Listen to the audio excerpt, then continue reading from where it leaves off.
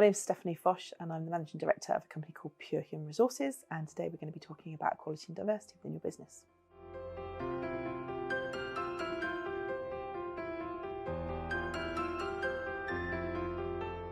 So the Equality Act is the current piece of legislation dated 2010, which provides us with legislation in the UK. It has 9 protected characteristics, and it was brought in to align the different pieces of discrimination legislation that we had previously. So, for instance, the Sex Discrimination Act has been around since 1973, and that, along with all the other different pieces of discrimination legislation we previously had, have been repealed and replaced by the one broad act that we have. But what it does do is it provides synergy between the different types, the 9 protected characteristics, in terms of their definitions and how the claims that can be brought by an employee against an employer.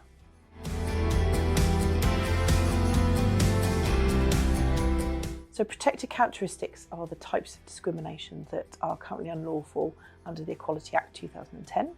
A lot of them previously had pieces of discrimination legislation in their own right and then were replaced or repelled by the Equality Act, and as I say 2010 is the current version that we have. So there are 9 types of discrimination that are currently unlawful. So they are age, sex, race, religion and belief, disability, marital status, gender reassignment, pregnancy and maternity, and sexual orientation.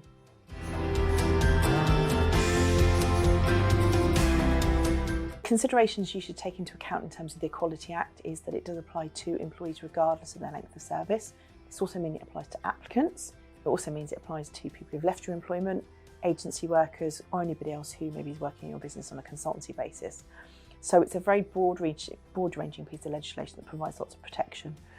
You should be mindful that obviously, because there is no service criteria, from a process perspective, if you're unsure, you should get some advice. But essentially it provides that employees have a right, candidates and consultants within your business have the right not to be discriminated on one of 9 protected characteristics, and that if they feel that they've either have been subject to direct or indirect discrimination or harassment in the workplace, they can obviously bring a claim against you.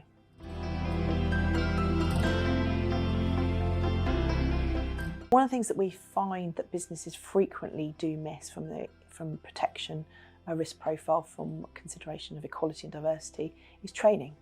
Most businesses typically will have a policy in place that says this is our equality policy. Whether they promote or they manage that process may depend on what their commercial position is at the moment.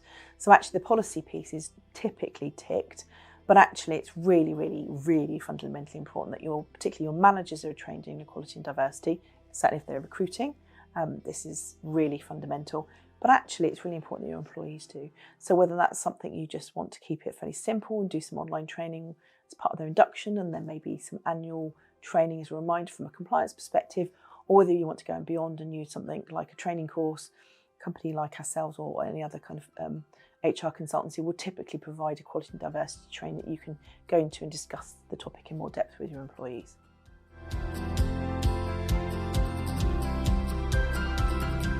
So recruitment is actually quite a high risk process in terms of discrimination claims for employers. It's one we come across quite frequently.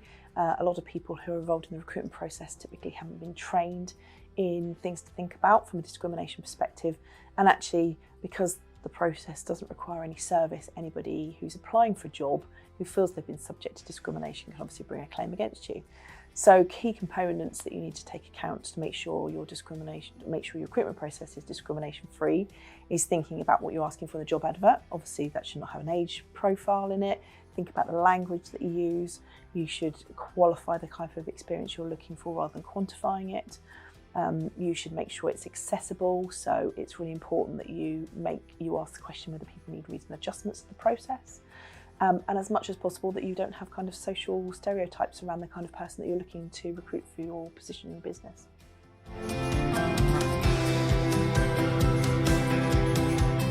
When looking at disability within an employment context, obviously disability is one of the 9 protected characteristics under the Equality Act, and the definition is either a mental or physical impairment that has lasted or likely to last for 12 months or more and has a more than substantial trivial impact on your day-to-day living. So actually the stereotypes we have around the kind of the disabled logo or a blue car parking badge don't really apply in this instance. It's a much, much lower threshold. Typically speaking, you'll find there are many people who don't necessarily consider themselves to have a disability in an employment context, but they actually do. There are some exceptions to be aware of, so things like HIV, cancer, MS, for instance, are actually covered under the Act from the moment of diagnosis, even the person doesn't necessarily have any symptoms. So we're not talking about something a person's born with. It's not something that is terminal. It may be something that they're actually affected by that will go away in their later life. The important bit is, whilst you may have an inkling whether somebody has a disability, in the same way I might, we would always get that diagnosis, that definition, that confirmation from an occupational health provision. And so actually using occupational health services to establish whether the person has a disability, and if so, what reasonable adjustments they need to their workplace or the recruitment process, are really fundamentally important.